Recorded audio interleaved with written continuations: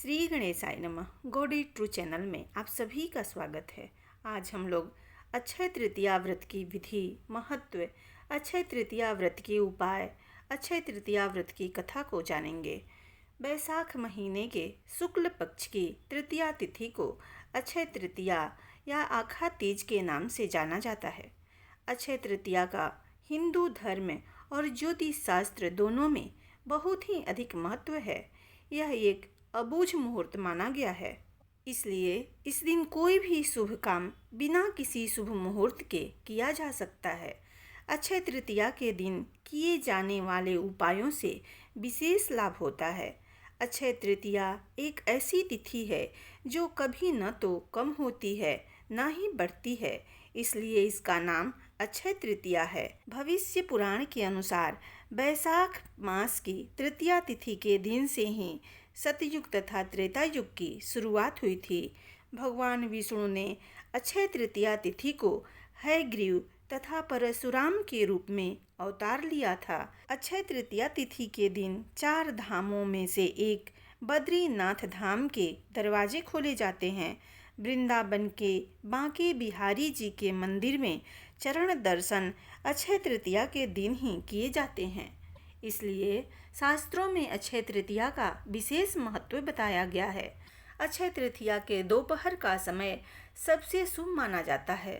साल 2024 में अक्षय तृतीया का त्यौहार 10 मई 2024 दिन शुक्रवार को मनाया जाएगा।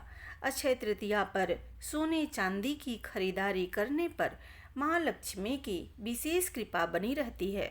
धार्मिक मान्यताओं के अनुसार यह दिन माता लक्ष्मी, भगवान विष्णु और कुबेर देव की पूजा के लिए समर्पित है। जो लोग सच्चे भाव से पूरे विधि विधान से इस दिन पर माता लक्ष्मी की पूजा करते हैं, उन्हें शुभ फलों की प्राप्ति होती है। अक्षय तृतीया की पूजा का समय 10 मई सुबह 5:13 से 11:43 तक है। अक्षय तृतीया के दिन केसर और हल्दी से देवी लक्ष्मी की पूजा करने से आर्थिक परेशानियों से छुटकारा मिलता है। अक्षय तृतीया के दिन घर में पूजा स्थान में एकाक्षी नारियल स्थापित करने से माता लक्ष्मी की कृपा प्राप्त होती है। अक्षय तृतीया के दिन 11 कौड़ियों को लाल कपड़े में बांधकर पूजा स्थान में रखने पर देवी लक्ष्मी को आकृष्ट करने की क्षमता होती है। अक्षय तृतीया के दिन तिल, घी, वस्त्र, गुड़, नमक, शहद का दान करने का महत्व बहुत ज़्यादा होता है, इसलिए इस दिन अपने सामर्थ्य के अनुसार दान अवश्य करना चाहिए।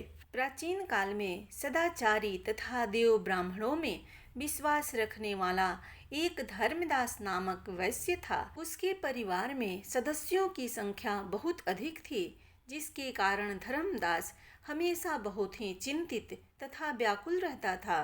धर्मदास को किसी व्यक्ति ने अक्षय तृतीया के व्रत के महत्व के बारे में बताया, इसलिए उसने अक्षय तृतीया के दिन इस व्रत को करने की ठानी। जब यह पर्व आया तो धर्मदास ने प्रातःकाल उठकर गंगा जी में स्नान किया और इसके बाद पूरे विधि विधान से देवी देवताओं की पूजा की। उसने नारियल के लड्डू, पंखा, चावल, दही, गुड़, चना, गौ, गेहूँ, नमक, सत्तू, पानी से भरा हुआ मिट्टी का घड़ा, सोना, वस्त्र तथा अन्य दिव्य वस्तुओं का दान ब्राह्मणों को दिया। धर्मदास ने वृद्ध अवस्था में रोगों से पीड़ित होने पर तथा अपनी पत्नी के बार बार मना करने पर भी दान पुण्य करना नहीं छोड़ा।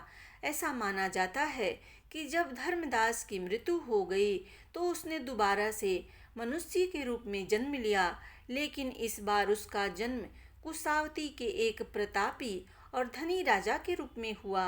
अक्षय तृतीया के दिन किए गए दान व पूजन के कारण वह बहुत धनी प्रतापी बना। वह इतना धनी और प्रतापी राजा था कि त्रिदेव तक उसके दरबार में अक्षय तृतीया के दिन ब्राह्मण का वेश धारण करके उसके महायज्ञ में शामिल होते थे। अपनी श्रद्धा और भक्ति का उसे कभी घमंड नहीं हुआ और महान वैभवशाली होने के बावजूद भी वह धर्म मार्ग से विचलित नहीं हुआ।